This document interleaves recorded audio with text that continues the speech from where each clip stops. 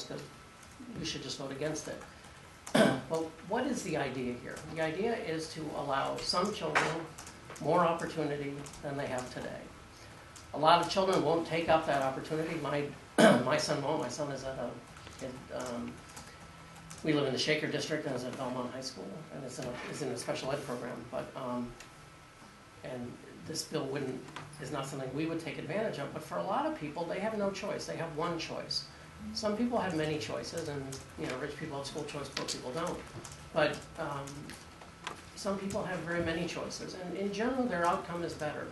And there's going to be a lot of discussion over the course of the next few weeks, and probably in the course of today, about who has the best studies, and who's right about this, and who's right about that. And what I'm going to tell you is that I could pepper you with documents that show you that competition in public schools, or allowing people more choices, improves the outcome for everybody, both the students who elect those choices and the students who don't elect those choices. And at the end of the day, Bill is going to hate every study I show you and be critical of it. And at the end of and he's going to show you studies that show you the opposite. We had that at the previous part of the hearing. There was the lady who was practically about to deliver, who talked about the cataclysm that would come upon this country if you were to ever have school choice. That dogs sleeping with cats, and I don't remember what else exactly. But we're both going to be able to throw studies at you to prove that the other one is, you're misleading that. And I say that because probably one of the leading education researchers in the country is Carolyn Hoxby, who, if you've been around New Hampshire for a while, you're familiar with, going back to the early days of lawsuits. She had an endowed chair at Harvard. She now has an endowed chair at Stanford. She writes regularly on competition in domestic journals and international journals. She's chairman of a committee evaluating the New York City Charter School Project. In her work, she has unassailable credentials, yet her work is routinely assailed. So you're going to see a lot of that. And I would suggest to you that I'm going to show you good studies. Other people will show you bad studies. But deep down, and you're gonna have to decide what you want to believe.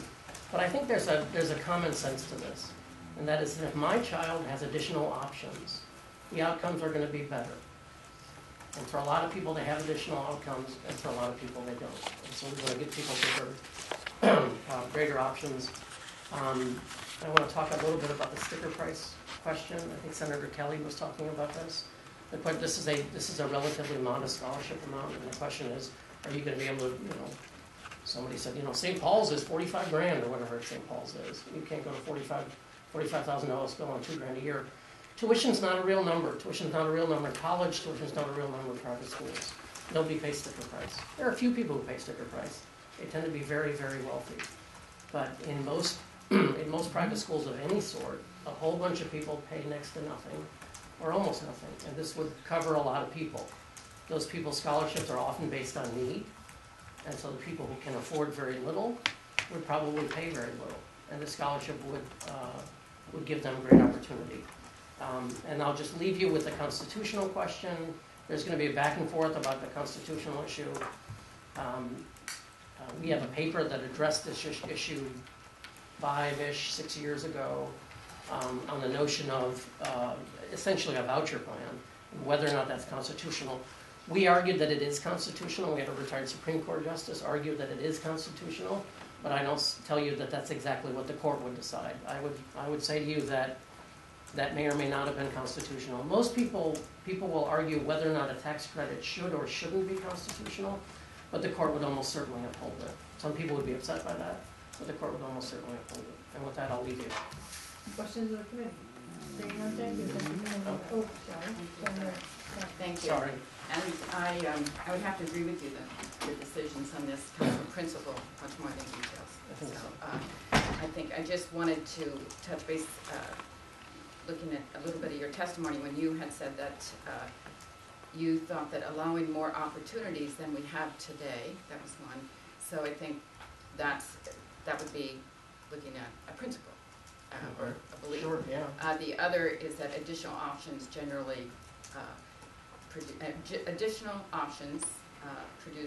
outcomes that are better. I think that was your others.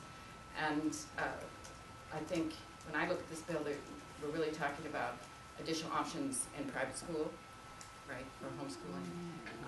Or the principle and the value could be that we do have additional options in public schools. and that we can continue to improve our public schools so that all children have those options within the school.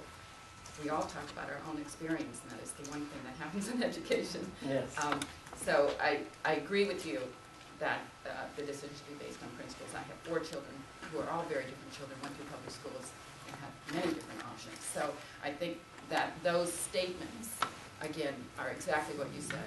They are values and they're principles.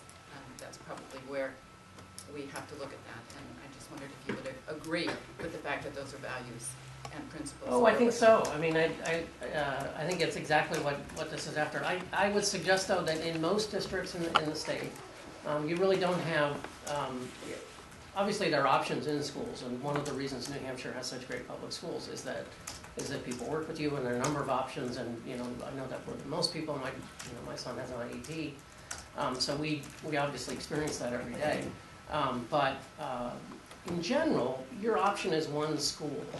And there are people in the state of New Hampshire who have a number of varied options. And for most of the kids in the state of New Hampshire, most of the kids, the local public school is going to be a terrific option for them. It's going to be a really, really good option for them. And I think there are some kids for whom that one local school is not going to be the best option for them. And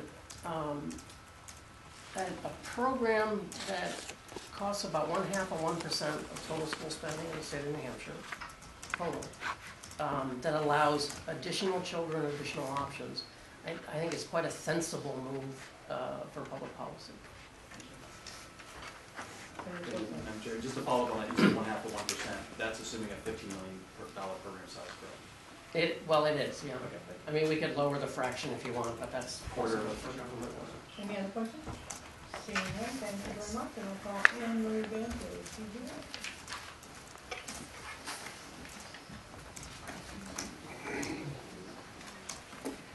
I have a question.